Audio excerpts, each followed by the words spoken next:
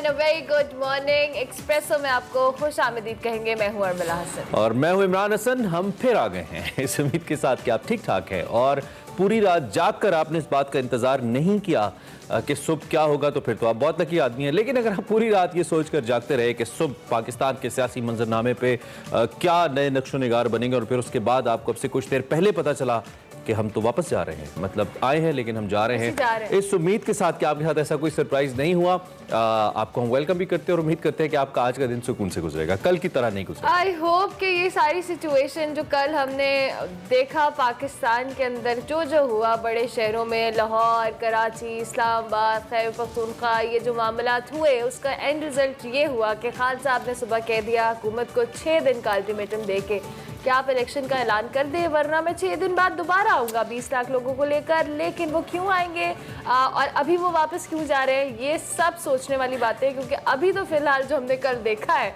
उसके बाद वापस जाना ये खान साहब से ज्यादा उन 20 लाख लोगों के लिए सवालिया निशान है जो खान साहब के साथ 6 दिन बाद फिर आएंगे।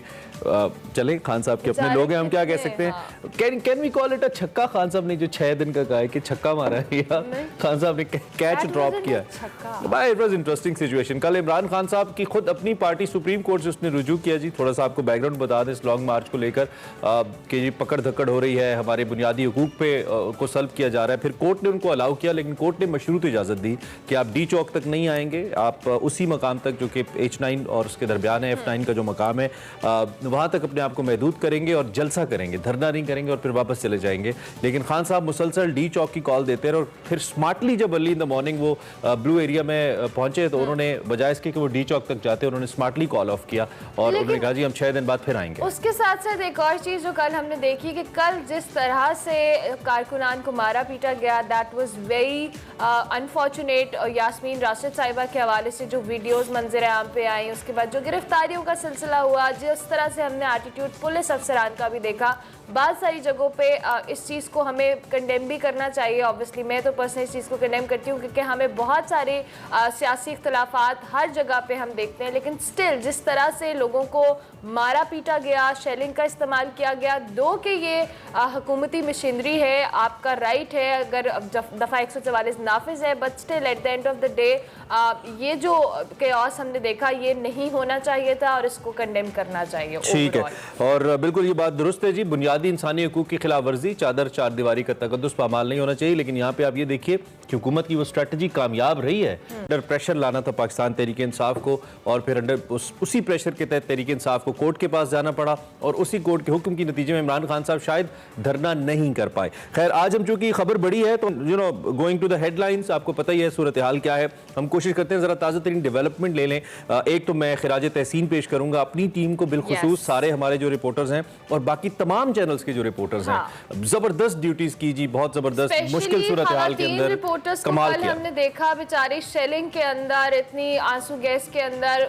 बाकायदा तौर पे 12-12 घंटे की शिफ्ट हमने देखी। जो रिपोर्टर्स ग्राउंड में फील्ड में मौजूद थे, हैट्स ऑफ, अलग करे, सब महफूज रहे आज का दिन भी, कल भी जिस तरह से आपने अपनी ड्यूटीज दी। अभी पॉलिटिकल सिचुएशन जो है जी, अब जो क्योंकि ये धरना कॉल ऑफ कर दिया गया है 6 दिन के हवाले से, तो इस पर हम बात कर लेते हैं लेटेस्ट डेवलपमेंट क्या है। हमारे नुमाइंदगान हमारे साथ मौजूद हैं। इमरान असगर हमें रावलपिंडी से ज्वाइन करें, इस्लामाबाद में सॉरी, और उसके साथ साथ यासीन हमारे साथ मौजूद हैं कराची से। इन दोनों को हम खुश आमदीद कहेंगे। Thank you very much Imran, आपका भी, और यासीन साहब आपका भी।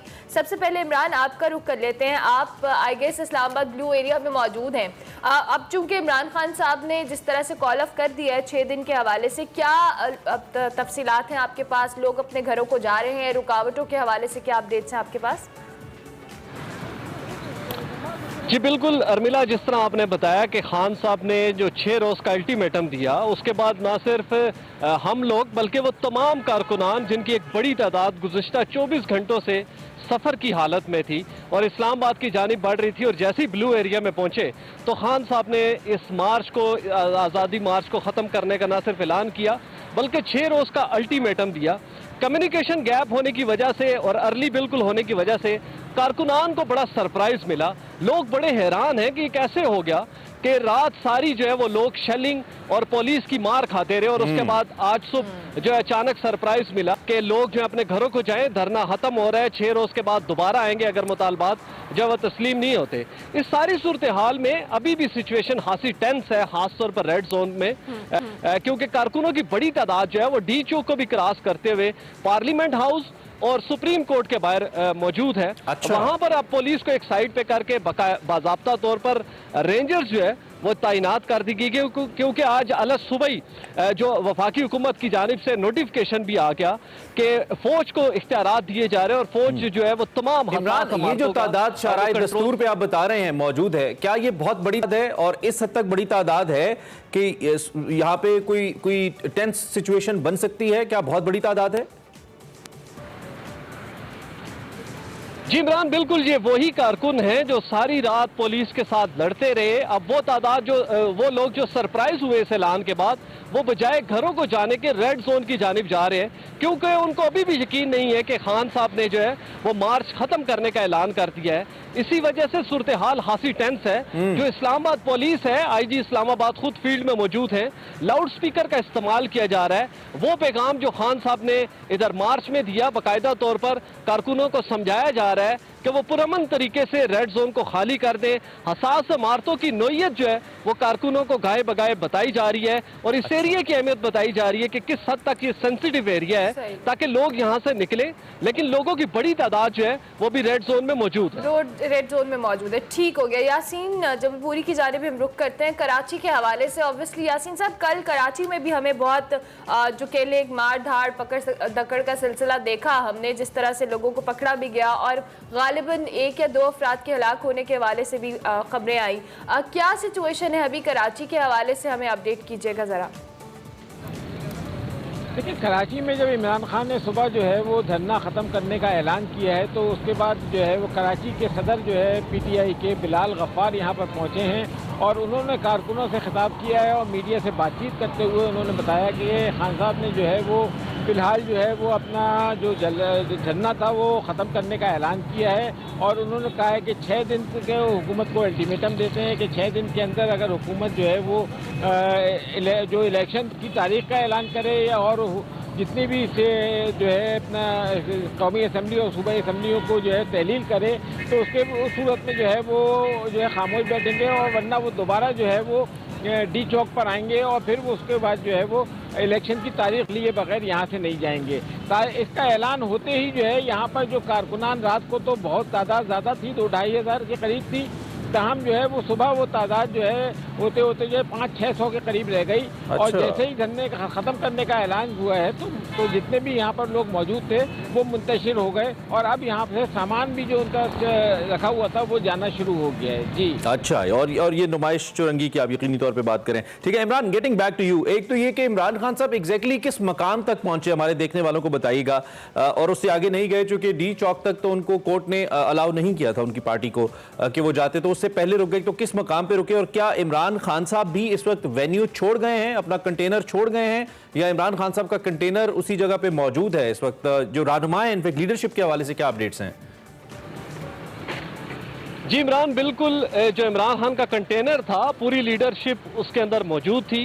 ये कंटेनर तकरीबन 22 घंटे का सफर तय करने के बाद श्रीनगर हाईवे से ब्लू एरिया में दाखिल हुआ था। पिम स्टॉप इसको कहा जाता है मेट्रो बस का। जो लोग रावलपिंडी इस्लामाबाद में मेट्रो बस का सफर करते हैं वो बड़े वाज़े तौर पर इस लोकेशन को जानते हैं। जैसे ही ये इमरान खान का कंटेनर यहाँ पर पहुंचा तो उस वक्त उन्होंने खिताब किया, गो कि वो बड़ा शॉर्ट खिताब था लेकिन कंक्लूसिव था, इस वजह से वो धरने ख़त्म करने का ऐलान हुआ। उसके बाद की सूरत हाल इमरान ये है कि लोग इस ऐलान के साथ साथ ज़्यादा सरप्राइज इस वजह से हैं कि आखिर क्या मामलात तय पाए हैं, क्योंकि जो इमरान खान के मुतालबात थे अगर वो भी तस्लीम नहीं हुए तो फिर ऐसे क्या निकात सामने आए हैं जिनके ऊपर इमरान खान ने इस मार्च को खत्म करने का ऐलान किया है। लोग जानना चाह रहे हैं, लेकिन लीडरशिप यहाँ पर मौजूद नहीं है। जितनी मुकामी कायदीन थे या खैबर पख्तूनख्वा से जितनी क़यादत जो है पीटीआई की यहाँ पर आई थी, तमाम लोग इमरान खान के साथ डिस्पर्स हुए। इमरान खान का कंटेनर इस वक्त पिंक स्टॉप से वापस क्योंकि वो खैबर पख्तूनख्वा से तैयार हुआ था, वहीं से लॉन्च हुआ था, वो लोग वापस जा रहे हैं। पूरा कंटेनर जो है उसके साथ जितने सिस्टम थे, सिक्योरिटी हसार थी, वो जितने लोग थे वो वापस जा रहे हैं। गिलगित की जो पुलिस थी इमरान खान साहब के साथ, वो भी वापस जा रही है। और इसी तरह खैबर पख्तूनख्वा से जितना स्क्वाड था वो भी लोग चले गए। लेकिन वो तमाम लोग जो अपने तौर पर इस मार्च में हिस्सा उन्होंने लिया, इमरान खान के बाजू बने, वो हासे सरप्राइज है इस सारी सूरत हाल पे कि आखिर टास्क क्या था और अचीव क्या हुआ। तो लगता यही कि जैसे वक्त गुजरेगा जो पीटीआई के रहनुमा हैं वो इसकी तफसीलात सामने लेकर आएंगे। लेकिन ये बड़ी हैरानी वाली बात है, चूंकि आप इस वक्त ब्लू एरिया में ही खड़े और आपके पीछे जो ग्रीन बेल्ट है, रात को इसी ग्रीन बेल्ट का कुछ हिस्सा शायद थोड़ा सा आगे जाकर उसको जलाया भी गया। और हमने कुछ विजुअल्स इमरान ऐसे भी देखे जिसमें जो मेट्रो स्टेशन था उसको भी आग लगा दी गई थी। एक मेट्रो स्टेशन जो शायद ब्लू एरिया के अंदर ही वाक़ है। क्या तफसीलात है इस वक्त? इमलाक के हवाले से कोई इतलात आई हैं कि किन किन इमलाक को नुकसान पहुंचा है इस मामले में? इमरान, बिल्कुल जो इमलाक की अगर बात की जाए तो तकरीबन 18 वो जवान हैं जो कि रेंजर्स, एफसी और पुलिस के एहलकार हैं जो शदीद जख्मी हैं। अच्छा। किम्स हॉस्पिटल में मुंतकिल है क्योंकि वो मुजाहिरीन के साथ झड़पों के साथ जख्मी हुए, पथराव था, लाठियां बरसाई जा रही थी। और अगर इमलाक की बात की जाए इमरान, तो ब्लू एरिया जो है वो आपको पता है कि इस्लामाबाद का दिल कहलाता है, ना सिर्फ ग्रीनरी के हवाले से बल्कि कमर्शियल हब होने की वजह से। तो खासा नुकसान पहुंचा। आपने कहा कि चंद दरख्त, चंद नहीं बल्कि सैकड़ों दरख्त जो है वो जले। इसी तरह जितनी ग्रीन बेल्ट थी उसको खासा नुकसान पहुंचा। मेट्रो बस स्टेशन को आग लगाएगी और दीगर जो इमलाक थी उनको नुकसान पहुंचाएगा। इसी तरह अगर वाइस वर्सा बात की जाए मुजाहिरीन की, तो उनके भी लोग खासे जख्मी हुए। बहुत सी गाड़ियों के शीशे टूटे क्योंकि पुलिस की जानिब से रेजिस्ट किया जा रहा था और कोशिश ये की जा रही थी कि लोगों को पीछे की तरफ धकेला जाए और जो रेड जोन है उसकी जो सिक्योरिटी है उसको इंश्योर किया जाए। ठीक हो गया। यासीन साहब, आपसे भी हम एक बार आपका दोबारा रुख करेंगे। ऑब्वियसली कराची में आपने कहा कि 6 दिन का अल्टीमेटम आपकी बात भी हुई जहां पर लोग एहतजाज कर रहे थे। अब जो आपने कहा कि 600 के करीब लोग मौजूद हैं, सुबह तादाद कम हुई है, क्या इन लोगों ने धरना कॉल ऑफ होने के बाद अब दोबारा से घरों को जाना शुरू कर दिया या अभी भी लोग वहां पर मौजूद हैं? नहीं, देखें, अब तो यहाँ पर जो है लोग तकरीबन जा चुके हैं, अब तो लोग मौजूद नहीं हैं। ये कुछ ऐसी सूरत है, रात 3 बजे के टाइम जब इनके जो बिलाल गफ़ार हैं और दीगर रहनुमाएँ आपस में मीटिंग कर रहे थे, तो कुछ ऐसी सूरत हाल उसी वक्त सामने आ गई थी कि शायद ये धरना जो है वो ख़त्म कर दिया जाए या कराची से ये धरना जो है उड़ जाए। इसी तरह की सूरत हाल की वजह से वो जो कारकुनान मौजूद थे यहाँ पर, वो भी शशोपन के शिकार थे कि इब्तदाई तौर पे फिरदौस शमीम नकवी जो है उन्होंने रात को तमाम कारकुनान से जो है वो यकीन दहानी ली थी कि आया वो लोग इमरान खान की कॉल तक बैठेंगे, उनके लिए शामियाने लगवाए जाए, नहीं लगवाए जाए। तो हम शामियाने नहीं लगवाए गए, लेकिन अब लॉन्ग मार्च को कॉल ऑफ कर दिया गया इमरान खान की जानिब से। बहुत शुक्रिया यासीन साहब आपका भी, इमरान असगर आपका भी, कि आप दोनों हमें अपडेट कर रहे थे। और कराची से इमरान खान साहब ने धरने का, लॉन्ग मार्च को कॉल ऑफ करने का ऐलान कर दिया है। ऐसा कहें कि बारात आई, शामियाने लगे, लेकिन रुखसती नहीं हुई। ब्रेक लेंगे, ब्रेक के बाद हाजिर होंगे। Welcome back to Express. तो बात करें हम मौजूदा सूरत हाल के हवाले से, मौजूदा पॉलिटिकल सिचुएशन के हवाले से। साबिक वज़ीर आज़म इमरान खान साहब, जैसा कि आपको मालूम है, एक बार फिर सड़कों पे आए।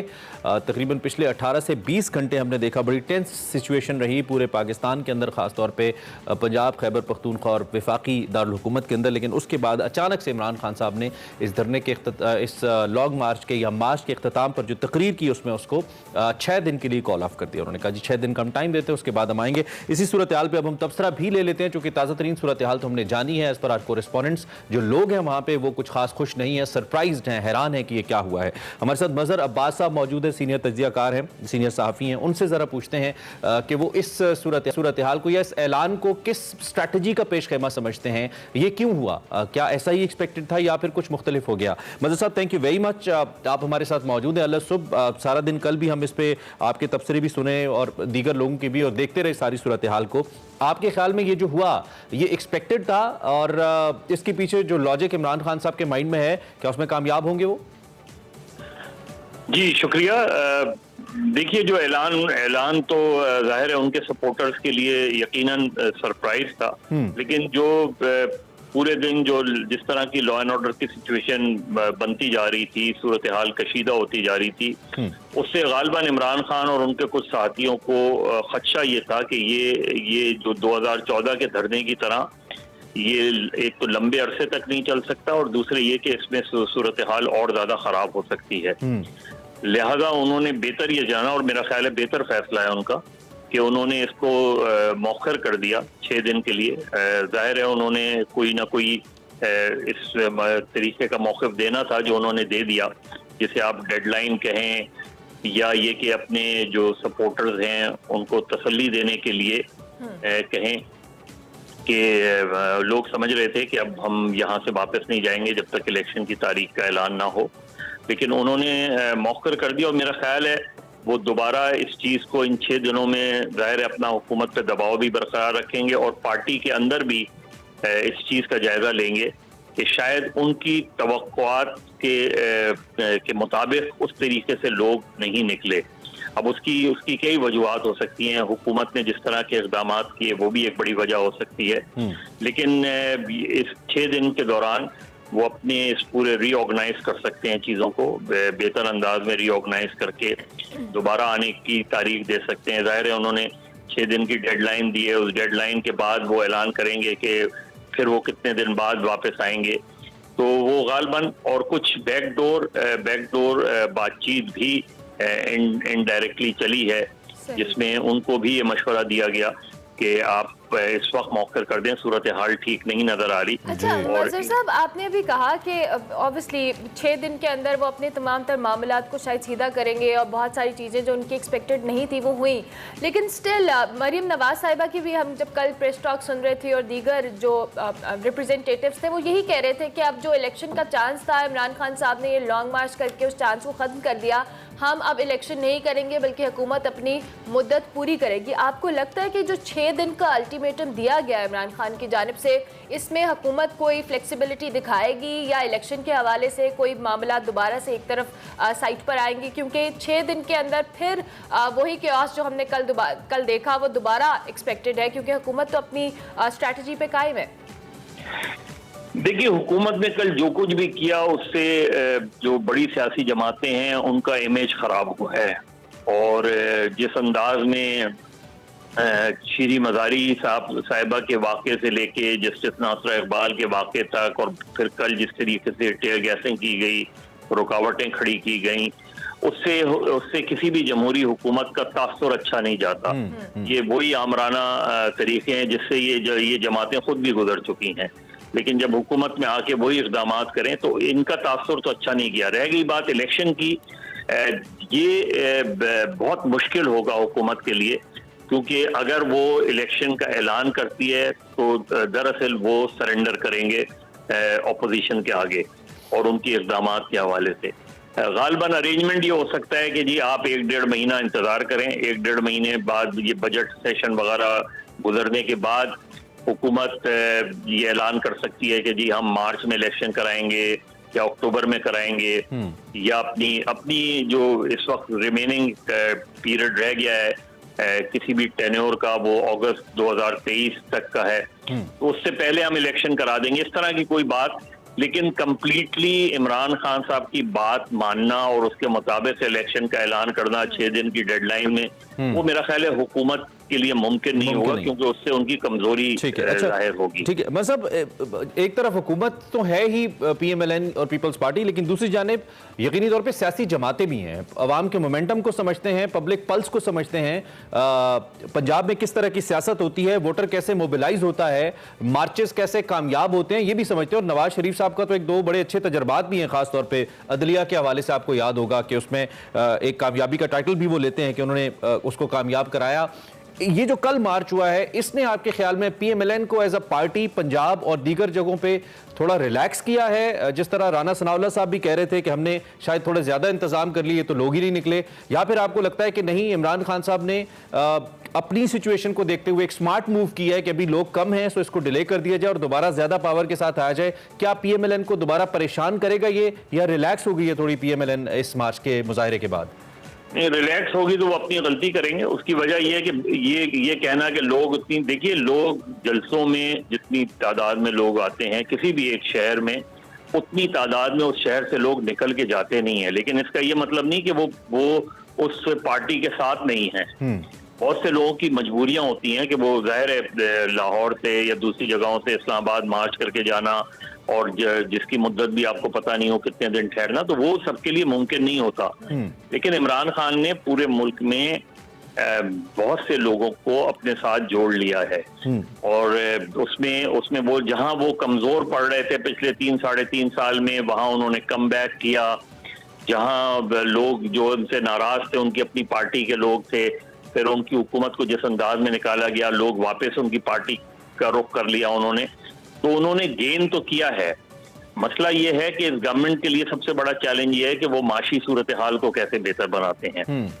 डॉलर, आज आप मावी की हुकूमत को ब्लेम करते रहे हैं, लेकिन हकीकत यह है कि आपके दौर में कतई कलामी इमरान खान साहब गेंद कर लेते हैं, कैपिटलाइज नहीं कर पाते। जब धरने के अंदर भी आपको याद होगा, रात के पिछले पहर आर्मी चीफ ने खुद इनसे वो मिले थे और इमरान खान साहब उनसे मिलने गए थे, और खबरें ये आ रही थी कि शायद इमरान खान साहब को कुछ बहुत अच्छा ऑफर किया जाएगा, किया गया भी इनफैक्ट। उसके बावजूद भी धरना नहीं छोड़ा, सियासी पॉलिटिकल गेन्स नहीं हुए, और फिर उसके बाद APS वाक़े के बाद बगैर बिला नतीजा उस धरने को रोकना पड़ा, और फिर वही 5 साल के बाद इंतखाबात हुए। तो कैपिटलाइज नहीं करते इमरान खान साहब की इस हवाले से कोई खास अच्छी तारीख नहीं है। एहतजाज को कैपिटलाइज करना कोई उनकी अचीवमेंट इस हवाले से खास नहीं है। मजहर साहब, नहीं, ऐसा नहीं है। उसकी वजह यह है कि 2014 में जनरल राहील शरीफ से वो मिलने नहीं गए थे जी। दरअसल नवाज शरीफ साहब ने जनरल राहील शरीफ को कहा था कि आप इनसे मिलें, और जनरल राहील शरीफ ने डॉक्टर ताहिरुल कादरी और इमरान खान को बुलाया था। इमरान खान फौरी इंतखाबात चाहते थे, लेकिन जनरल राहील शरीफ ने उनसे कहा कि मैं एक इलेक्टेड गवर्नमेंट को ये नहीं कह सकता कि आप फौरन इलेक्शन कराएं। तो वो उसमें नवाज शरीफ साहब भी उतने ही जिम्मेदार हैं, क्योंकि उन्होंने जनरल राहील शरीफ को इंटरवीन करने का कहा था। उसके बाद एक जुडिशल कमीशन बना, कि जुडिशल कमीशन, क्योंकि इमरान खान की ये डिमांड थी। अब इस पूरी तहरीक को, अगर 114 दिन की तहरीक जो है वो एक दिन भी नहीं रहती अगर नवाज शरीफ उन चार हलकों को खोलने का, या उस वक्त उनकी मकबूलियत इतनी थी कि वो चारों हलकों में दोबारा भी इंतखाबात करा सकते थे। और उसका फायदा ये होता कि फर्ज करें आप 2 जगह जीतते, 2 जगह हारते, लेकिन आप कम से कम 126 दिन की तहरीक से तो बच जाते हैं। तो यहाँ सियासी हुकूमतें, जो जब हुकूमत में लोग होते हैं तो वो अपनी अना के शहर में गुम होते हैं, और यही वजह है कि आप फिर बाद में उन गलतियों का एहसास करते हैं। तो 2014 के धरने के बाद एक जुडिशल कमीशन बना। उसने कहा कि हाँ, बहुत सी बेज़ाब्तगियां हुई थी, लेकिन बड़े पैमाने पे धांधली नहीं हुई थी। तो उसके बाद उनको एक जवाब मिल गया। फिर जाहिर APS वाला वाकया हो गया, जिसके बाद वो तहरीक खत्म हो गई। लेकिन वो इमरान खान की किस्मत के पनामा आ गया, और पनामा में एक मरतबा फिर इमरान खान को एक जो है वो मौका मिल गया चीजों को अपने आप को रीऑर्गेनाइज करने का। तो असल चीज ये कि इमरान खान 2013 से ग्राउंड पे हैं, चाहे वो हुकूमत में हो या अपोजिशन में हो। वो अपने लोगों को, अपने सपोर्टर को मुतहर्रिक रखते हैं, चाहे वो सोशल मीडिया के थ्रू हो, चाहे मीडिया के थ्रू हो, चाहे जलसे जुलूसों के थ्रू हो। अब उसके मुकाबले में PMLN, और यही बात है जो हुकूमत की इत्तेहादी जमातों को सोचने की है, वो आज बहुत सी जस्टिफिकेशन देते हैं। लेकिन अगर अदम एतमाद की तहरीक ना आती तो 7 मार्च 2022 को तमाम सर्वे ये बता रहे थे कि इमरान खान की हुकूमत का ग्राफ नीचे जा रहा है। बिल्कुल।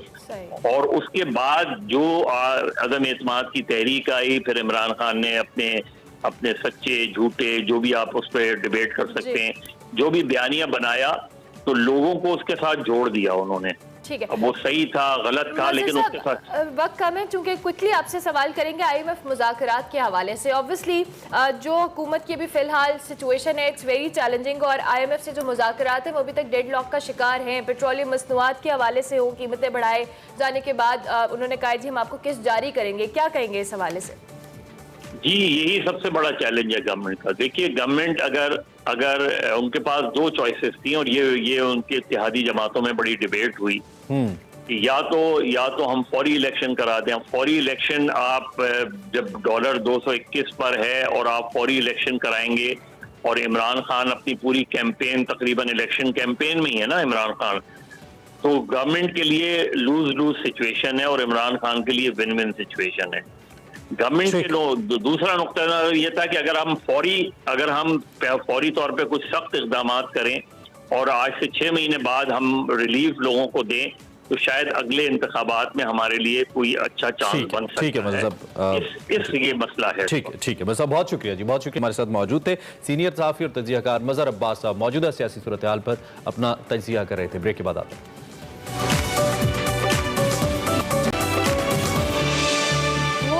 बैक टू एक्सप्रेसो शो के दूसरे घंटे में आपको एक बार फिर से खुशामदीद। वक्त हुआ चाहता है सफर है शर्त का, और इसमें हम आपको सैर करवा रहे हैं खूबसूरत तरीन वादी गिज़र की। और आज हम आपको, वैसे कभी आपने सोचा है क्या बंद दरवाजे के पीछे भी एक झील हो सकती है? अगर नहीं सोचा तो सोच लीजिए, बल्कि देख लीजिए आज के सेगमेंट सफर है शर्त।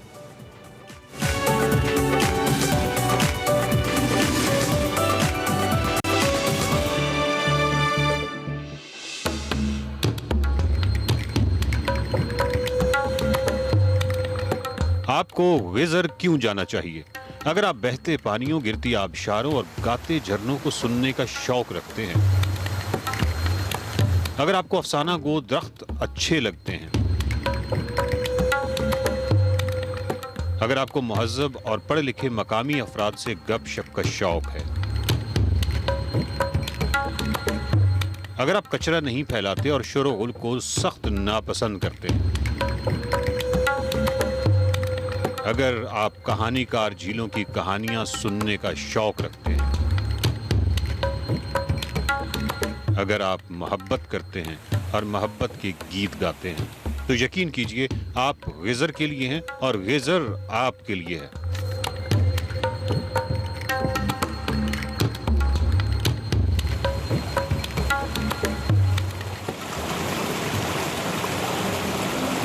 सवाल है कि क्या एक झील के सैकड़ों वॉलपेपर्स बन सकते हैं? ये जो हम डेस्कटॉप पे वॉलपेपर से जाते हैं, क्या किसी एक ही झील के, किसी एक ही मकाम के मुख्तलिफ जावियों से सैकड़ों वॉलपेपर्स बन सकते हैं? बन सकते हैं। अगर डिंगबट झील हो तो बिल्कुल बन सकते हैं। ये सैकड़ों वॉलपेपर्स हैं। आप जिस भी जाविये से देखें, आप जिस भी एंगल से देखें, आपके पास कैमरा है तो यहाँ पे इतने ज़्यादा मनाजिर हैं कि आप सैकड़ों वॉलपेपर्स बना सकते हैं। So beautiful. सफर शर्त की गुज़श्ता किस्त में आपने पाकिस्तान की एक खूबसूरत झील डिंगबट देखी। ये झील वादी गिज़र में शेर कला में वाक़या है। ये झील राजा फ़ख्र आलम की प्राइवेट प्रॉपर्टी है। राजा फ़ख्र आलम इस झील का बच्चों की तरह ख्याल रखते हैं। आइए राजा फ़ख्र आलम से मिलते हैं। नाजरीन, ये झील आपने देखी, आपको मालूम है कि ये झील कितनी साफ, कितनी खूबसूरत झील है। इसके गिर्द मैंने जितनी पाकिस्तान में झीलें देखी हैं, ये पाकिस्तान की वाहिद झील है जिसके बारे में मैं कह रहा हूँ कि पाकिस्तान की सबसे खूबसूरत झील है। नंबर 1। नंबर 2 ये कि ये पाकिस्तान की वो वाहिद झील है जिसके गिर्द कोई एक कागज़ का टुकड़ा, कोई एक शॉपिंग बैग, कोई रैपर, कुछ नज़र नहीं आ रहा। इसकी कुछ यकीनन पीछे वजूहात होंगी। कोई तो होगा जो उठाता होगा, क्योंकि कोई बाहर लोकल कोई ना कहीं कोई टूरिस्ट आता ही है। मेरे साथ राजा फ़ख्र आलम साहब खड़े हैं जिनका ताल्लुक रॉयल फैमिली से है और ये बेसिकली उन्हीं की प्रॉपर्टी है। राजा साहब ये बताइए कि झील इतनी साफ़ क्यों है? मतलब मुझे कुछ अजीब सा लग रहा है। अच्छा, पहली बात तो ये राजा साहब की जो आंखों का रंग है और पीछे झील है, इसमें कंफ्यूज नहीं होना, आंखों को अलग से देखते हैं। तो राजा साहब इतनी साफ़ क्यों है? सर, यहाँ होता ये है कि आपको इलाके का और फिर लोगों के बिहेवियर का तो पता है। उनका बेसिक काम ये होता है, यहाँ जो आते हैं वो कोशिश ये करते हैं कि भाई कागज़ उनसे अगर वो नहीं फेंक सके तो एक पत्थर झील के अंदर ज़रूर फेंक के जाएंगे। लेकिन हमने किया ये है कि शाम को जो है ना, ये जो लड़का मैंने बाहर बिठाया है, इस बेचारे का 200 रुपये मैंने रखा है, फी गाड़ी का ले लें और 100 रुपये पर मोटरसाइकिल का ले लें। वो इसका काम ये होता है, शाम को आकर वो सारा ये कचरा उठाता है और जितना जला सकते हैं जलाते हैं, जो दफन करना चाहे वो उसको राय दफन साहब, क्या करते हैं। ये इस ज़्यादा आसान नहीं है कि अगर आप उस इन्हीं मतलब जो 200 रुपए और आप 100 रुपए की बात कर रहे हैं, एक तो डस्टबिन कोई ऐसे लकड़ी के जो झील को मुतासर न करें, प्लास्टिक के तो अजीब से लगेंगे, वो अगर आप लगा दें, और जो आ रहा है वो जो बच्चा है जिसकी आपने ड्यूटी लगाई हुई है, उस बच्चे की ड्यूटी ये लगाएं कि वो बच्चा हर टूरिस्ट को साथ पहले बताए कि वो अंदर डस्टबिन पड़े हैं, आपने उनके अंदर डालना है, खबरदार जो झील पे कोई आपने गंद फेंका। सर देखें, यहाँ मैं कोशिश ये करता हूँ कि एक आदमी ये एक फैमिली को गिलगित से लेकर या पाकिस्तान के किसी कोने से भी लेकर यहाँ आए तो उसके मतलब उसकी प्राइवेसी में हम मुदाखलत न करें। ठीक है, दूर बैठने की मैं कोशिश करता हूँ, ठीक है, ताकि वो इंजॉय करे अपने बाल बच्चों के साथ। ठीक है। अब मैं उसके साथ खड़ा रहूँगा तो फिर वो मज़ा तो नहीं रहेगा जो इधर उधर के हैं। हाँ, नहीं, तो वो तो उनको सारे पढ़े लिखे आएंगे, सारे पढ़े लिखे लोगों से ये गलत काम करते हैं, सवाई हुंजे के। अभी जो थोड़ी देर पहले यहाँ फैमिली आई थी, ये कर्नल साहब के बच्चे थे, उनको पता है, उसके बावजूद वो घर में आकर पूछते हैं कि भाई इजाजत है तो हम जेल में। देखो इंतहा है ना। जी जी। वो जो काम इधर पोनियाल का भी हमारा ये दस्तूर है। और वो जो आके जना एक शॉपर को भी नहीं क्या कागज को भी वो उठाएंगे अपने साथ, वो रहने नहीं देंगे। तरबियत की बात है। लेकिन मुझे सर ये बताएं कि ये झील इसके हवाले से मैं ये चाहता हूँ, बिल्कुल आप टिकट है वो सारा कुछ है वो जस्टिफाई करता है। 2-3 चीज़ें हैं, मतलब अगर आप शुरू से ही जो एंटर हो रहा है ना सर, उसको वहाँ से बता दें कि 2 चीज़ें आपने नहीं करनी। मतलब आगे बेशक उनकी प्राइवेसी में ना आए, लेकिन उनको यहाँ से बताया जा सकता है कि शोर नहीं मचाना और यहाँ पे आपने कचरा और गंद नहीं फेंकना।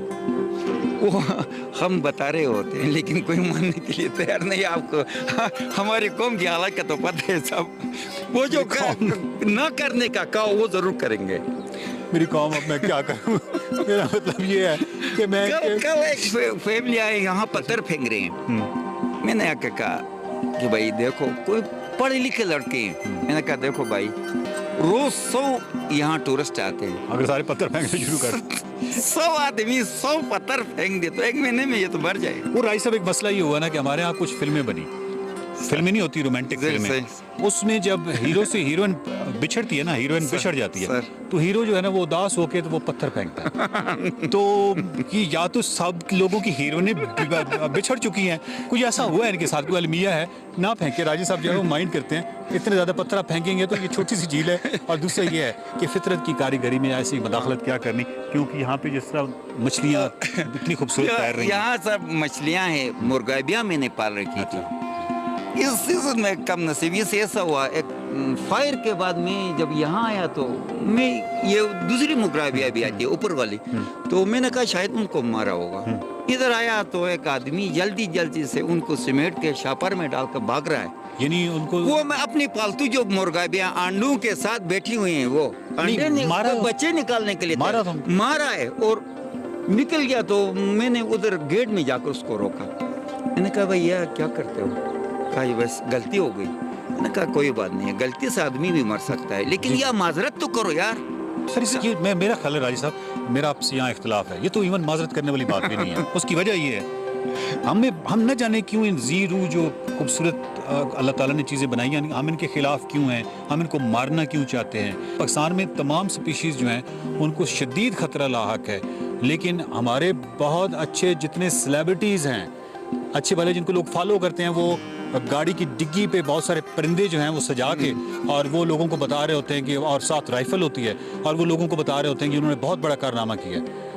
कितना बड़ा कारनामा किया, एक बेजुबान खूबसूरत जानवर को मार के। ये जो हमारे इकोसिस्टम है, पूरा सिस्टम चलाते हैं, उन सिस्टम्स को, उस सारी चीज़ों को ख़राब करना, वो समझते हो तुम लोग ये समझते हो कि ये स्पोर्ट्स है, ये खेल है। ये खेल नहीं है।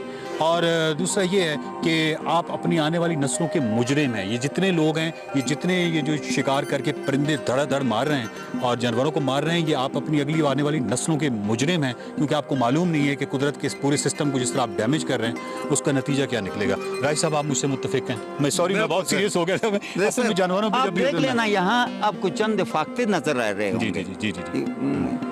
ये सिर्फ यहाँ पे हैं। ये तो पूरे हमारे इलाके के मतलब सबसे ज्यादा वो था परिंदा। अभी तो बस कोई छोड़ता नहीं कोई। आपकी शायरी में मारखोर था, पुरानी शायरी में। हाँ। आपकी शायरी में वो जानवर जो थे वो उस शायरी से पता चलता है कि वो हर जगह घूम रहे होते थे।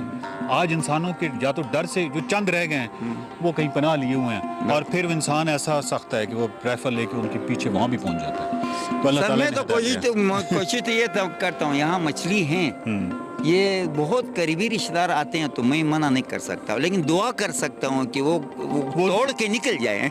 या तो पहले आए हैं ना, जब आ जाए तो वो तोड़ के निकल। क्या कोई पकड़ता है तो मैं उसको कहता हूँ कि भाई मेरे घर में नहीं पकाना है इसको। सर मेरे घर में नहीं पकाना। क्या बड़े आदमी हैं। क्योंकि अगर ले जाना है तो बेशक किसी और जगह में जाकर इसको खाओ। ये तो अब मुझे ये महसूस होता है ये मेरे बच्चे हैं। वाह वाह वाह वाह, आप साहिब मुरव्वत आदमी हैं, एहसास दिल आदमी हैं और नेक आदमी हैं। मैं बहुत दुआगो हूँ आपके लिए, आपकी आंखों के लिए ऑफ कोर्स, और आपकी इस खूबसूरत झील के लिए मैं बहुत दुआगो हूँ। अल्लाह ताला हमारी इस पाकिस्तान की खूबसूरत तरीन झील को महफूज रखे, और शोर से महफूज रखे, कचरे से महफूज रखे, और इस तरह की चीज़ों से महफूज रखे। इजाज़त दीजिए। एक्सप्रेसो बात करेंगे। भारत में एक बार फिर इंसाफ का कत्ल कर दिया गया। फाशिस्ट मोदी सरकार की आज़ादी की एक और आवाज़ दबाने की कोशिश जारी है। हिंदुत्व की शिकार भारतीय अदालत ने बगावत और दहशतगर्दी की मुआवनत और मुल्क दुश्मनी के जाली मुकदमे में हुर्रियत रहनुमा यासीन मलिक को सजा सुना दी। भारतीय अदालत ने यासीन मलिक को 19 मई को मुजरिम करार दिया और गुज़िश्ता रोज़ अदालत ने 7 मुख्तलिफ मुकदमात में उन्हें सजाएं सुनाई। 2 इल्ज़ामात के तहत 2 बार उम्र कैद, 5 दीगर मुकदमात में 10-10 साल जो कैद बामुशक्कत की सजा सुनाई, जबकि 10 लाख भारतीय रुपए से ज़्यादा भी जुर्माना किया। हुर्रियत रहनुमा ने भारतीय तसल्लुत को कबूल करने से साफ इनकार करते हुए तासुब पसंद जज से मुकालबा किया कि मैं भीख नहीं मांगूंगा, आपको जो सजा देनी है दे दें। लेकिन इसके साथ साथ उन्होंने कुछ सवालात भी उठाए। उन्होंने कहा कि मेरे कुछ सवाल हैं, उनका जवाब दें। सवाल उठाया कि मैं दहशतगर्द था तो भारत के 7 वज़राए आज़म मुझसे मिलने कश्मीर क्यों आते रहे? मैं दहशतगर्द था तो वज़ीर आज़म वाजपेयी के दौर में मुझे पासपोर्ट क्यों जारी हुआ? अगर मैं दहशतगर्द ही था तो मुझे इंडिया और दीगर मुल्कों में अहम जगहों पर लेक्चर्स देने का मौका क्यों दिया गया? जिस पर जज के पास कोई सवाल था, नहीं इनका जवाब। फैसले के खिलाफ हज़ारों लाखों कश्मीरी सड़कों पर निकले, शदीद एहतजाज किया, जबकि खौफजदा मोदी सरकार ने मोबाइल और इंटरनेट सर्विस को मुअत्तल कर दिया। पाकिस्तान ने यासीन मलिक की सज़ा की शदीद मज़म्मत की है और इसे नाम नहाद भारतीय जमहूरियत और अदलिया के लिए सयाद तरीन दिन करार दिया गया है। और ये मज़म्मत पाकिस्तान की अस्करी क़यादत की तरफ से भी सामने आई है और पाकिस्तान की जो हुकूमत है उसकी तरफ से भी सामने आई है। हमारे साथ इस वक्त शमीम शॉल साहिबा मौजूद जो कि हुर्रियत रहनुमा हैं। उनसे हम बात करते हैं इस अहम मामले के ऊपर और जानने की कोशिश करते हैं कि अब किस जानिब जाएगा। शमीम साहिबा बहुत शुक्रिया, आप हमारे साथ मौजूद हैं। पूरी कौम के लिए लम्हा फ़िक्रिया है, इंतहाई अफसोसनाक अमर है, एक यकतरफा और बाइस्ड फैसला है यकीनी तौर पे भारतीय कोर्ट्स का। इस फैसले के बाद आपके ख्याल में जो भारत का निज़ाम इंसाफ है और भारत का जो एक इमेज है पूरी दुनिया के अंदर एज अ डेमोक्रेटिक कंट्री, कितना बड़ा नुकसान पहुँचा है उसको, और क्या आलमी बरादरी को इसका नोटिस नहीं लेना चाहिए? शमीम साहिबा बहुत शुक्रिया। बिस्मिल्लाहिर्रहमानिर्रहीम। ये आपने बरहक कहा है कि ये एक अलमिया ही नहीं है, ये सबसे बड़ी बात है कि इस वक्त जो लाकानूनियत इंडिया में है, जहाँ बाइस्ड जुडिशरी है, वहाँ हमें ये तवक्को थी कि उनको सज़ा दी जाएगी और उसके साथ साथ जो हमारे दीगर कायदीन जेलों में हैं, खुसूसन ख़वातीन हैं और हमारे कायद हुर्रियत कॉन्फ्रेंस के कायदीन हैं, उनको भी सज़ा, वो भी सज़ा याफ्ता कहलाएंगे। उनको भी इसी तरह से जुडिशल जो कहते हैं बाइस जुडिशरी जो है वो इसी तरह से उनको हिंदुस्तान की जो आबादी है, मोदी का जो इलेक्शन है और सेटिस्फेक्शन के लिए उसी तरह उनको सज़ा दी जाएगी जिस तरह उन्होंने उससे पहले अफजल गुरु को दे दी और उनको फांसी पर लटकाया। तो ये जो उनके सब पास सवालात के जवाब नहीं थे, ये एक बहुत बड़ा सवालिया है आलमी अक़वाम के लिए और खुसूसन अक़वाम मुत्तहिदा जो जिसके चार्टर में बेसिक राइट्स जो लिखे हैं कि राइट ऑफ फ्रीडम जो है वो हर एक शहरी का हक है। और ये जो यासीन मलिक साहब का अक़वाम मुत्तहिदा की करारदाद जो है कि हमें राइट टू सेल्फ डिटर्मिनेशन की जंग लड़ रहे थे और एक ज़माने में उन्होंने कहा था कि मैं अदम तशद्दुद की तहरीक शुरू कराऊं और उस पर वो कारबंद रहे हैं। उन्होंने बरहक कहा है कि भारत कहाँ था जब मैं पाकिस्तान विजिट करने के लिए आए और मैं ब्रिज प्रूफ बनने की कोशिश कर रहा था कि ताकि अमन कायम हो और कश्मीर को आज़ादी दी जाए। पुरअमन जद्दोजहद के वो हमेशा ज़ामिन रहे हैं। अर्ली 90s के बाद जब उन्होंने छोड़ दिया जो लिबरेशन फ्रंट का पहला एक स्टांस था, लेकिन आज ये भारत ने अपने आप को एक्सपोज कर दिया कि लाकानूनियत है, कोई वहाँ पर इंसाफ वहाँ की तौक़ नहीं है। और इस मोमेंट को दबाने के लिए जो बहुत सारे हथियार थे, इनमें सबसे बड़ा हथियार उनके पास ये था कि अवाम को हुर्रियत कायदीन से अलग किया जाए, उनको डिस्क्रेडिट किया जाए। लेकिन अब उन्होंने कल देखा है कि जब वहाँ कर्फ्यू की सूरत हाल थी, खवातीन और बच्चे सड़कों पर निकल आए, पूरी रियासत कल सरापा एहतजाज की। शमीम साहब, आपने कहा कि कल कश्मीर में एहतजाज हुआ, ओवरऑल खवातीन बच्चे सब ने इस नाइंसाफी के के खिलाफ आवाज उठाई। आपको अब आप इस हवाले से भी बताइएगा कि आगे जाके ये जो फैसला दिया भारतीय अदालत की जानिब से, इसको किसी अदालत में चैलेंज किया जा सकता है? और फिर इसके जी जी जी जी जी देखिए, एक बात याद रखनी चाहिए, जब रोहिंग्या का मसला हुआ था तो उसको एक छोटी अफ्रीकन कंट्री ने अक़वाम मुत्तहिदा में उठाया था। तो हम इंटरनेशनल कोर्ट ऑफ जस्टिस में जा सकते हैं। ये पाकिस्तान की इस वक्त जिम्मेदारी बनती है कि वो जो लीगल टीम है उनको एक्टिवेट करे और इसको इंटरनेशनल कोर्ट ऑफ जस्टिस में ले जाए, अक़वाम मुत्तहिदा की सिक्योरिटी काउंसिल में उठाए। और हम चूंकि हुर्रियत कॉन्फ्रेंस वाले कश्मीरी जो लड़ रहे हैं अपनी जुदोजहद के पीछे सारे खड़े हैं, हम फिलफोर इंशाल्लाह जून के पहले महीने में अक़वाम मुत्तहिदा का जो ज़ैली इदारा है United Nations human rights council, इसमें लेके इस केस को लेके जा रहे हैं। और जो ये सजा दी है, जो इलीगल सजा है जिसकी कोई जवाजत नहीं बनती है, उसको उन तमाम प्लेटफॉर्म्स पर लेके जाएंगे ताकि इसको कलअदम करार दिया जाएगा। लेकिन मैं आपको साथ साथ ये भी बताऊं कि पाकिस्तान के मीडिया को जब तक वो हमारा मीडिया हमारी जुबान नहीं बनेगा, हम भारत के जो मीडिया प्रोपेगेंडा करता है उसका मुकाबला नहीं कर सकते। मकबूजा जम्मू कश्मीर में चूंकि हमारे पास कोई सहूलियत, सोशल मीडिया की सहूलियत भी खत्म हो गई है बुरहान वानी के बाद, अब हमारे पास कोई और ऑप्शन नहीं है सिवाय ये कि आप हमारे साथ हैं और इंशाल्लाह हम इसको दुनिया के हर प्लेटफॉर्म पर ये जंग हम खुद लड़ेंगे और हम इसमें कामयाब होंगे। वक्त कितना लगता है उसका हमें नहीं अंदाजा है, लेकिन मकबूजा जम्मू कश्मीर ने जो हिंदुस्तान को 10 लाख फौजियों के होते हुए इन सजाओं को देने के बाद भी ये फैसला किया है कि हम अपनी क़यादत को, जो इस वक्त बेहद बार्ज है तिहाड़ जेल में, आज से इंदिराजी 12 खवातीन हमारी इस वक्त तिहाड़ जेल में, मुख्तलिफ जेलों में, इनोसेंट बच्ची जो इस वक्त हिंदुस्तान के मुख्तलिफ जेलों में हजारों की तादाद में है। और 3 महीने से पहले उन्होंने पकड़ दकड़ शुरू करके हजारों बच्चों को जिनके एग्जाम्स थे, मैट्रिक के, FSC के, वो उनको जेलों में डाल दिया है, उन पर पब्लिक सेफ्टी एक्ट लगाया है। वहाँ कोई भी सहूलियत मैसर नहीं है और हम, लेकिन उनकी आवाज सब हम बनेंगे और इस जंग को लड़ेंगे आज़ादी तक इंशाल्लाह। इस आवाज़ में पाकिस्तान कश्मीर के साथ है और इंशाल्लाह रहेगा। शमीम शाल साहिबा, बहुत शुक्रिया। यकीनी तौर पर ये ड्रैकोनियन लॉज हैं जिनका इतलाक़ वहाँ पे किया गया, जैसे पब्लिक सेफ्टी एक्ट है जिसके बारे में शमीम शाल साहिबा भी कह रही थी। और मेरे ख्याल में दुनिया के लिए ज़रूरी है कि वो इस सारी सूरत हाल का न सिर्फ नोटिस ले बल्कि इस पर एक्शन करे भारत के ख़िलाफ़, और भारत को मजबूर करे वो इंसानी हकूक़ की जो खिलाफ वर्जियाँ हैं वो कश्मीर में बंद करे और as per United Nations chartered उनको अपना किराए इस्तेमाल करने की इजाजत दे। इसी पॉइंट के ऊपर हम एक ब्रेक लेते हैं और ब्रेक के बाद वापस आते हैं।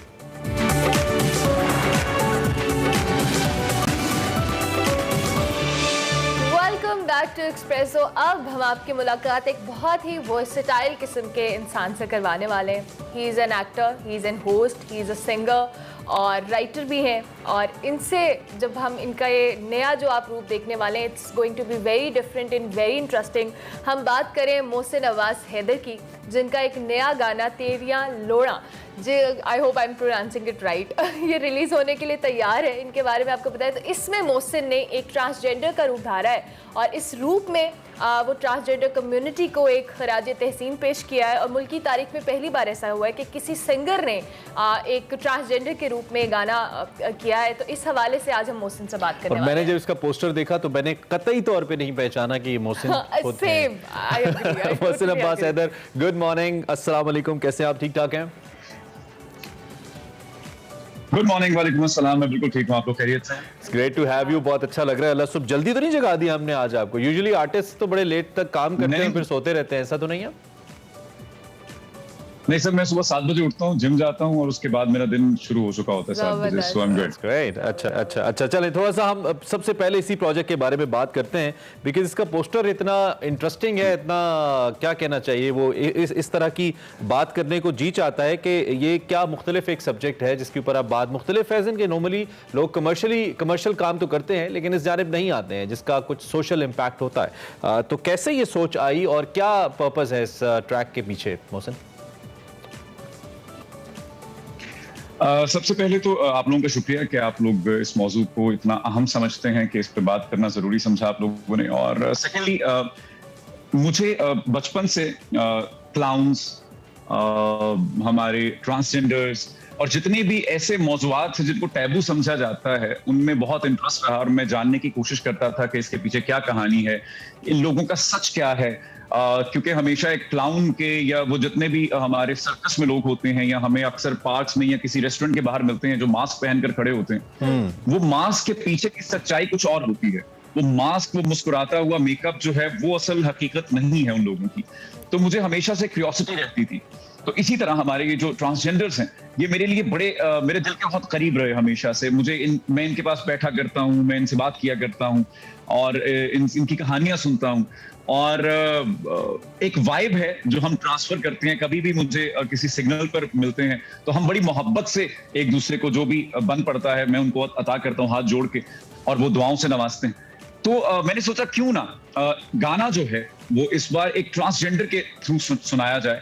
और आपको ये जानकर अच्छा लगेगा कि मेरे अलावा इस वीडियो में जितने भी हमारे स्टार्स हैं वो एक्चुअल ट्रांसजेंडर्स हैं, वो बाय बर्थ ट्रांसजेंडर्स हैं। और मैंने उनकी इजाजत से, उनकी दुआओं से वीडियो का आगाज किया। मैंने उनसे इजाजत दी कि आप लोगों को कोई बुराई, कोई इसमें गलत लगे कुछ, अब मैं आपको, क्योंकि मेरा ये मानना था कि हम इस एक मखसूस तबके को हमेशा नजरअंदाज तो करते ही हैं, हम साथ साथ ये भी करते हैं कि हम इनको हमेशा मिजरेबल दिखाते हैं, हम इनको हमेशा पिसा हुआ दिखाते हैं। तो मेरी ख्वाहिश थी कि हम इनको हसीन दिखाएं, हम इनको ग्लैमराइज दिखाएं, हम इनकी एक पॉजिटिव साइड दिखाएं।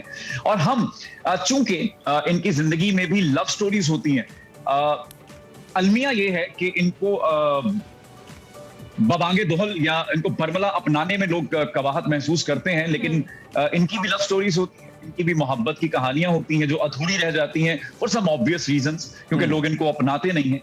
अच्छा, ट्रांसजेंडर्स का मौसम जब भी आपने अच्छी मंजर कशी की और ऐसा ही लगता है जब भी हम इनकी बात करते हैं, मेरे जहन में कम से कम, चूंकि हम एक ऐसे माशरे में रहते हैं, कस्म पुरसी के अलावा कुछ नहीं आता, गुर्बत के अलावा, मजबूरी के अलावा, नीड के अलावा कुछ नहीं आता। लेकिन आप कह रहे हैं कि आपने इसको खूबसूरत दिखाया है। तो अगर थोड़ा सा आप इसकी स्टोरी लाइन के हवाले से हमें बताइए कि क्या ये किसी खास शख्सियत से इंस्पिरेशन है, आपने किसी कहानी जो कि हकीकी जिंदगी में एग्जिस्ट करती है उसको लेकर आपने इसको तराशा है, या कि आपके अपनी जहन की इख्तरा है जो भी इसका स्टोरी बोर्ड है?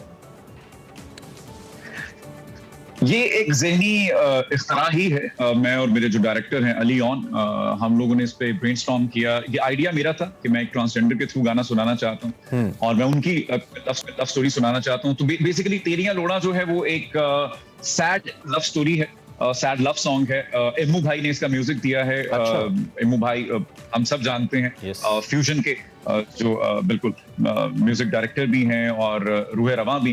तो उन्होंने इसका म्यूजिक दिया और हम लोगों ने ये सोचकर इसकी तख्लीक की कि एक ऐसा गाना बनाना चाहता हूं मैं जो कि मैं खुद लॉन्ग ड्राइव पे जाते हुए सुन सकूं, इतना सूदिंग हो कि जब ठंडी ठंडी हवा मेरे चेहरे पर लग रही हो और मैं मोटरवे पे या लॉन्ग ड्राइव पर हूं तो वो गाना बहुत सूदिंग लगे मुझे। या जब मैं अपने बिस्तर में रात को हूं और हेडफोन्स लगाऊं तो वो गाना इतना बहता हुआ लगे, किसी नदी की तरह जा रहा हो, ना कि मेरे कानों को बहुत भारी भरकम महसूस हो, मेरे आसाब पर बहुत ईजी रहे। तो एक ऐसा गाना तख्लीक किया हमने और फिर उसका वीडियो जो है, फिर उसका आइडिया जो है वो भी एक अछूता रहा। और मदीहा साहिबा जो है, मैडी अलमशहूर, उन्होंने मेकअप किया मेरा और उनसे मेरी ख्वाहिश यही थी कि मैंने कहा एक बहुत बारीक लाइन होगी कि जिसमें मैं मजाहिया भी लग सकता हूं और मुझे हसीन भी लगना है। तो उन्होंने एग्जैक्टली तो उनकी ये काविश थी। और मैं आपको एक और इंटरेस्टिंग बात बताता हूँ, इसमें जो कपड़े मैंने पहने हैं वो कपड़े जो हैं वो मेरे घर की अलमारियों से निकले, यानी वो मेरी खाला माँ के कपड़े हैं बेसिकली। और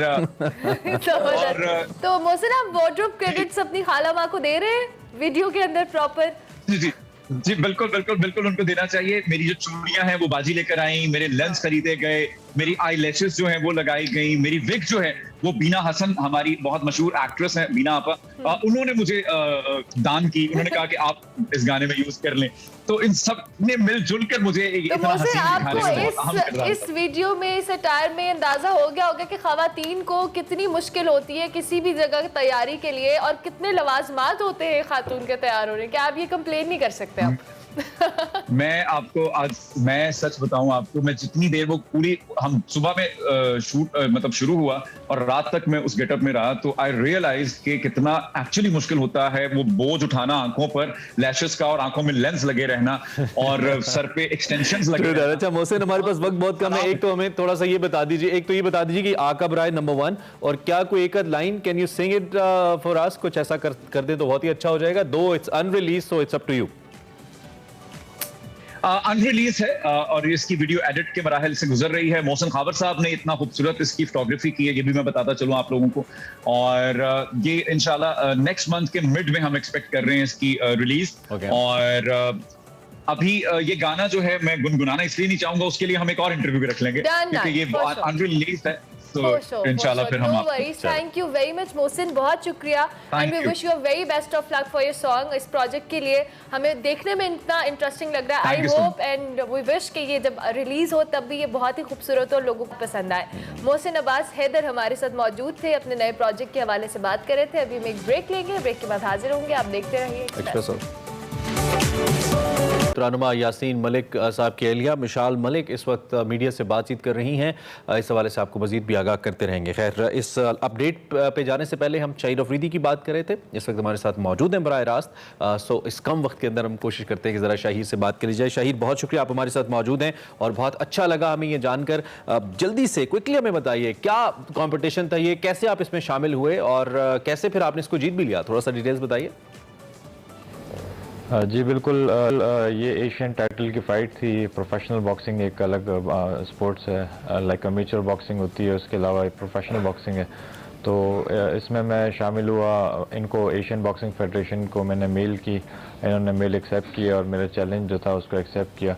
फिर एक कॉन्ट्रैक्ट साइन होता है, वो कॉन्ट्रैक्ट किया गया और फिर स्पॉन्सर्स की मुझे ज़रूरत थी, तो आईजी साहब ने मुझे स्पॉन्सर किया इस फाइट के लिए। अच्छा। और फिर फाइट खेलने गया मैं, अल्हम्दुलिल्लाह फाइट में जीत कर आया। 8 राउंड की फाइट थी। अच्छा शाहिर, एक तरफ तो पुलिस की वर्दी है, दूसरी जानिब बॉक्सिंग का शौक है, तो आपको इन दोनों चीज़ों को आपने साथ में लेकर आप कैसे चले? जी बिल्कुल, शुरू में तो बहुत मुश्किलात हुई मुझे साथ लेकर चलने में, ड्यूटी फिर ट्रेनिंग, लेकिन जब आपके ऑफिसर्स इतने अच्छे और सपोर्टिव हों तो फिर आपके लिए सब चीज़ें आसान हो जाती हैं। तो हमारे डिपार्टमेंट के जो ऑफिसर्स थे, अली रज़ा साहब थे, एसएसपी अली रज़ा साहब, उन्होंने बहुत सपोर्ट किया और मेरी ड्यूटी में कम वक्त दिया और मुझे वहाँ पे एज ए इंस्ट्रक्टर लगाया ताकि मैं अपनी ट्रेनिंग भी कर सकूं, और आज अल्हम्दुलिल्लाह मैं एक एशियन चैम्पियन हूं। नहीं, पूरा आपका महकमा यकीनी तौर पे पाकिस्तान को तो फ़ख्र है ही, लेकिन पूरा महकमा आपका मुबारकबाद का मुस्तहिक़ है, और ख़ास तौर पे जो अफसरान हैं जिन्होंने आपको सपोर्ट किया, क्योंकि बड़ी मुश्किल हो जाती है। तो ये बहुत ज़बरदस्त बात है। अभी आप क्योंकि डिपार्टमेंट के अंदर तो हैं, तो क्या आप प्रोफेशनली अब एज बॉक्सर आगे अपने आप को करियर को लेके जाने का इरादा है डिपार्टमेंट के अंदर भी, या फिर ये महज ये हो गया और फिर आगे नहीं होगा, क्या प्लान है आपके? जी बिल्कुल, मैं अभी तो मैंने स्टार्ट लिया है और मैं चाहता हूं कि वर्ल्ड टाइटल तक जाऊं और पुलिस के लिए एज एम्बेसडर वर्क करूं, और पूरी दुनिया में एक पुलिस का जो एक बैड इमेज सबके सामने जाता है, लोगों को ये बताऊं कि एक पॉजिटिव इमेज पुलिस का क्या है, और वर्ल्ड टाइटल तक जाऊं और वर्ल्ड टाइटल जीत के आप बड़े कोई आंखों से इशारे भी कर रहे थे किसी को ऑडियंस में, कौन था साथ? था कोई आपके आपका साथी था जिससे वो शेयर हो रही थी?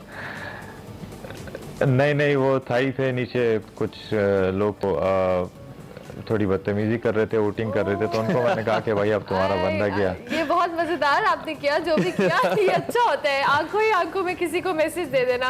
अच्छा शाहिर, ये भी बताइएगा, ऑब्वियसली आपके ट्रेनिंग के पैटर्न्स क्या हैं, किस तरह की डाइट होती है? Obviously it's a physical game, दो के आप फोर्सेस से आपका ताल्लुक है, बट स्टिल जो स्ट्रेंथ के लिए आप किस तरह से वर्कआउट करते हैं, ट्रेनिंग्स की क्या रूटीन है आपकी?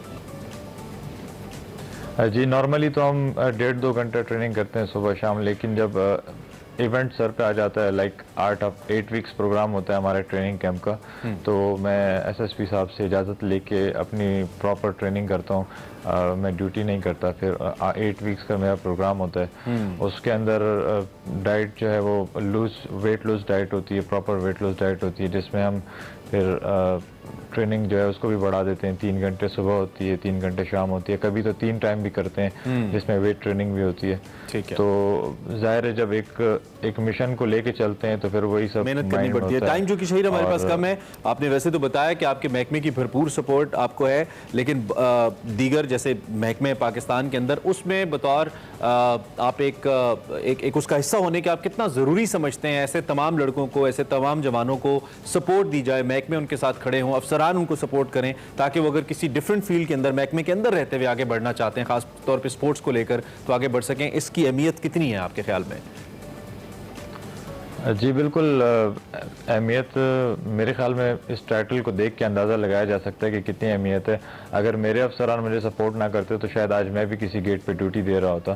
तो अफसरान जो हैं वो सभी अच्छे होते हैं। मेरे ख्याल में जो नीचे हमारे जैसे जो नौजवान हैं उनको चाहिए कि वो ऑफिसर्स तक अप्रोच करें, क्योंकि उनके दिल में एक खौफ होता है, उनके दिल में एक खौफ होता है, डर होता है कि यार हम अगर सर से बात करेंगे तो ऐसा ना वो मुझे गुस्सा करें या कुछ। एक सबके जो है ना माइंडसेट हुआ हुआ है। लेकिन मेरी नज़र में जितने भी पीएसपी ऑफिसर्स हैं वो तमाम जितने भी हैं वो स्पोर्ट्स को लाइक करते हैं और पसंद करते हैं कि एक नौजवान सामने। आपने एक बेहतरीन मिसाल कायम की है और आपने उस टैबू को भी तोड़ा है, उस खौफ के बैरियर को भी तोड़ा है, अपने अफसरान के सामने दरख्वास्त की। देन वंस अगेन आपके अफसरान खिराज तहसीन के मुस्तहिक हैं जिन्होंने आपको ये मौका दिया और अब भी दे रहे हैं कि आप आगे बढ़ें। आप इंशाल्लाह वर्ल्ड चैंपियन ज़रूर बनिए शहीर, ज़रूर बनेंगे आप। और फिर जो आपको तंग करते हैं क्राउड के अंदर, ऐसे ही इशारे कीजिएगा उनको कि मैंने मार गिराया तुम्हारे प्लेयर को। Thank you very much for joining us in espresso Shaheer, बहुत अच्छा लगा। शहीर हमारे साथ मौजूद थे। प्रोग्राम का वक्त खत्म हुआ, आपसे हमारी मुलाकात होगी अब कल। फीडबैक हमारे सोशल मीडिया हैंडल्स पे दीजिएगा। तब तक के लिए हमारी तरफ अल्लाह हाफ़िज़।